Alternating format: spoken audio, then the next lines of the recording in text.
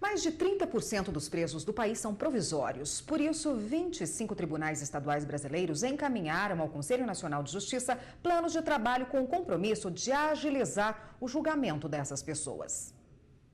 O compromisso foi firmado em janeiro em um encontro dos presidentes dos tribunais estaduais com a presidente do Conselho Nacional de Justiça e do Supremo Tribunal Federal, ministra Carmen Lúcia.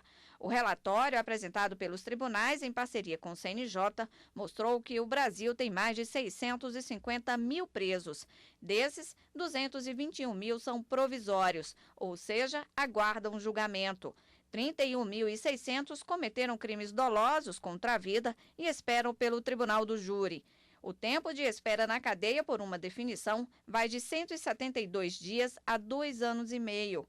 Entre os crimes praticados pelos presos estão tráfico de drogas, roubo, homicídio e crimes previstos no Estatuto do Desarmamento, como porte ilegal de armas. Sergipe é o estado com o maior número de presos provisórios, seguido por Alagoas, Ceará e Bahia. Amazonas é o estado com o menor número de presos provisórios. Bom, e para falar sobre esse assunto, nós convidamos o procurador Jairo Lopes, que está aqui no estúdio do Jornal da Justiça hoje. Boa tarde, doutor. Boa tarde. Bom, em que situação pode ser decretada a prisão provisória de alguém? As principais modalidades de prisão provisória são a prisão temporária, tá, que ela é utilizada para assegurar a investigação policial, tá, a colheita de provas, por exemplo, e a prisão preventiva, quando há um risco para o andamento do processo penal. Risco de fuga, garantia da ordem pública, tá? Qualquer tipo de indicativo que vá haver algum tipo de prejuízo causado pelo acusado à tramitação, à investigação já no âmbito da justiça. Quem é que pede, que decide sobre a prisão provisória? É sempre um juiz? Há um pedido feito por alguma parte? A representação ou por parte da autoridade policial, o delegado de polícia, ou o promotor de justiça, e nesse caso o juiz vai autorizar, a depender do caso, a prisão temporária ou a prisão preventiva.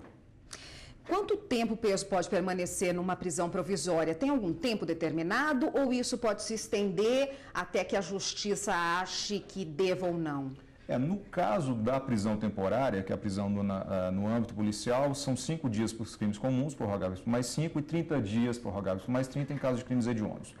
A prisão preventiva ela já não possui um prazo para que ela seja acessada. A Justiça hoje entende que ela deve durar um prazo razoável, a depender do tipo de investigação, a complexidade do processo. Mas já se decidiu que não pode perdurar além do tempo necessário para a colheita de provas. Esse prazo é respeitado na maioria das vezes? Infelizmente não. A nossa estrutura judiciária não se diz falta de boa vontade por parte dos operadores do direito, mas sim a nossa estrutura de pessoal, a estrutura física, por exemplo, ela impede que muitas das vezes se consiga chegar a ter um tempo razoável ao fim do processo. E se esse tempo for extrapolado, assim, pode a parte, por exemplo, uma das partes pedir a soltura de quem está preso numa provisória? Sim. Se não foi o acusado que deu causa a essa demora, mas a demora ela é de competência do próprio Estado, os tribunais já têm entendimento pacificado de que o acusado deve ser colocado em liberdade e responder assim, nessa condição, solto ao processo. Tá ótimo, doutor. A gente continua nesse assunto no próximo bloco. Só um minutinho, por favor. Perfeito. O Jornal da Justiça está de volta e continuamos com o procurador Jairo Lopes, que está conversando hoje conosco a respeito das prisões provisórias. Doutor, a gente já falou de prazos, né, dessas prisões, mas em alguns casos específicos, um réu pode ficar preso durante muito tempo, 2 anos, por exemplo, com casos que a gente sabe? Não é o ideal. Antigamente se tinha um entendimento de que a prisão, o processo em conjunto com a prisão não poderia durar mais que 81 dias, que seria o prazo razoável. Hoje se entende que esse prazo ele se fazia por demais curto, exíguo. Então, pode ser que ele fique 2 anos, por exemplo, preso, mas não é o desejável. Isso, na maioria das ocasiões, vai ensejar a soltura, né? Porque não se considera razoável no nosso ordenamento jurídico que 2 anos se leve para poder investigar um caso. Bom, o senhor falou aí no bloco anterior da prisão preventiva e da prisão temporária. As duas são prisões provisórias, né? Qual a diferença de uma e outra? Como eu disse anteriormente, a prisão temporária ela é decretada durante as investigações policiais, né? Para evitar que se percam provas, para assegurar a colheita de depoimento, tá? E evitar com que o acusado ele possa, por exemplo, fugir. No caso da prisão preventiva, ela é decretada já no curso do processo, tá? Também para evitar qualquer tipo de prejuízo às investigações, já no âmbito judicial, evitar que o réu fuja, evitar a destruição de provas, tá? E qualquer tipo de abalo à ordem pública, tá? Então, a diferença básica entre as duas prisões é essa.